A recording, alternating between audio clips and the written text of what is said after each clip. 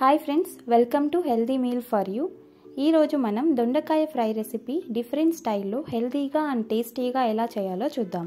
జనరల్గా దొండకాయ ఫ్రైని ఆయిల్లో చాలాసేపు ఫ్రై చేస్తే కానీ తొందరగా ఉడకదు. అండ్ అంతసేపు ఆయిల్లో ఫ్రై చేయడం వల్ల ఆ వెజిటబుల్స్లో ఉండే న్యూట్రియంట్స్, మినరల్స్ అన్నీ తగ్గిపోతాయి. అన్హెల్దీ ఫ్యాట్స్ యాడ్ అయ్యి హెల్త్ ప్రాబ్లమ్స్ క్రియేట్ చేస్తుంది. సో అందుకే వెజ్జీస్ని ఫస్ట్ స్టీమ్ చేసి తర్వాత ఫ్రై చేస్తున్నాను. చాలామంది వాటర్లో బాయిల్ చేస్తారు, కానీ బాయిల్ చేయడం కన్నా స్టీమ్ చేస్తే మీకు బెనిఫిట్స్ ఎక్కువ ఉంటాయి. ఇప్పుడు రెసిపీ ఎలా చేయాలో చూద్దాం. స్టీమ్కి కుక్కర్ యూజ్ చేస్తున్నాను. వీడియోలో చూపిస్తున్నట్టు ఒక స్టాండ్ పెట్టి అడుగున కొన్ని వాటర్ వేసుకొని బౌల్లో వెజ్జెస్ వేసి జస్ట్ ఒక విజిల్ వచ్చే వరకు కుక్ చేయండి.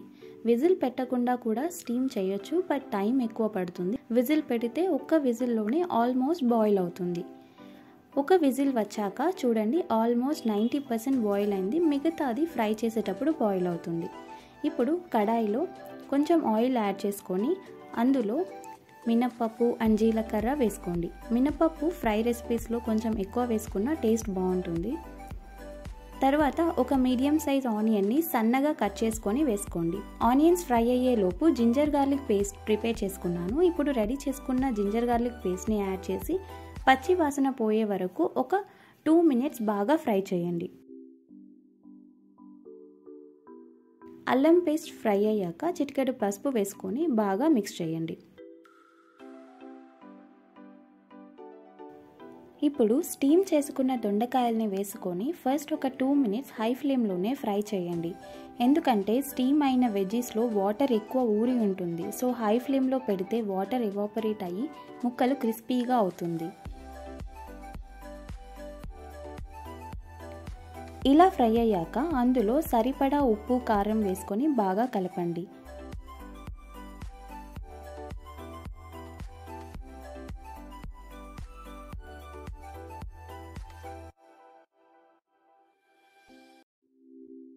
కారం వేసుకున్నాక ఒక 3 to 5 minutes లిడ్ పెట్టి ఉంచండి. 5 minutes తర్వాత కంప్లీట్గా ముక్కలు ఉడికిపోయింది.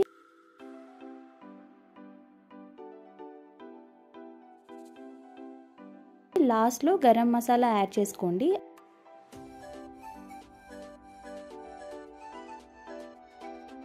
అండ్ ఫైనల్గా కొరియాండర్ లీవ్స్ వేసుకొని ఒకసారి మిక్స్ చేసి స్టవ్ ఆఫ్ చేయండి.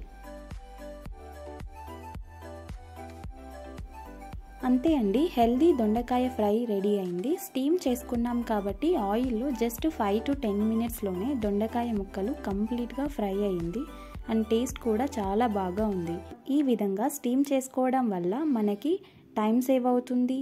కర్రీలో కూడా అన్హెల్దీ ఫ్యాట్స్ యాడ్ అవ్వకుండా ఉంటుంది.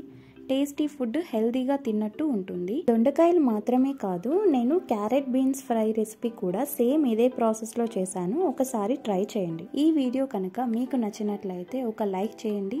ఇలాంటి హెల్దీ రెసిపీస్ కోసం సబ్స్క్రైబ్ చేసుకోండి. Thank you friends, bye.